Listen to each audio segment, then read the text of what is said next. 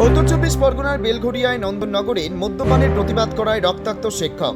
অভিযোগ, কামারহাটি পুরসভার ৩১ নম্বর ওয়ার্ডে এই পাড়ার অঙ্কন শিক্ষক নিরুপম পাল ভোরবেলা আত্মীয়র বাড়ি থেকে বাইক নিয়ে বাড়ি ফিরছিল।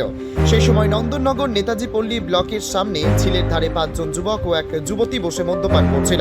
সেই সময় এই শিক্ষক প্রতিবাদ করে ৫-৬ জন মিলে এই শিক্ষকের উপর হামলা চালায়। পুরো মারধরের ঘটনা সিসিটিভি বন্দী হয়। শিক্ষক বেলঘড়িয়া থানায় লিখিত অভিযোগ জানায়। সাত আট জন সাত আট জন ছেলে আর একটা মেয়ে দিনের আলো ফুটে গেছে তখন ড্রিঙ্কস করছে। তো যথারীতি আমি তাদেরকে বললাম যে এখন তোমরা কেন এসব ড্রিঙ্কস করছো। তো এই কথা বলাতেই ওরা আমাদের দিকে তেড়ে আসে এবং আমাকে মারধর শুরু করে। এটা আমাদের নন্দননগর লোকনাথ মন্দিরের সামনে রায় বিল্ডার্সের কাছে। আসার সময় দেখলাম ৭-৮টা ছেলে বা ৮-৯টা ছেলে আর একটা মেয়ে বসে রাস্তার মধ্যে ড্রিঙ্কস করছে।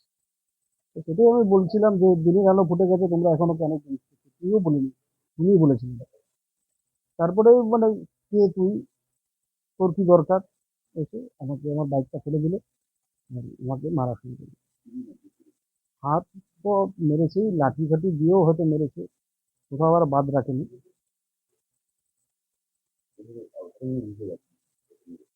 হুম? আমাকে মেরেছে, মুখে মেরেছে, বুকে মেরেছে, চোখের চোখে মেরেছে, মাথার পিছনে মেরেছে। ব্লিডিং নাক থেকে এখনো হচ্ছে, ঠোঁট থেকেও ব্লিডিং হচ্ছে, ঠোঁট ফুটে গেছে। আমি যথেষ্ট আতঙ্কিত।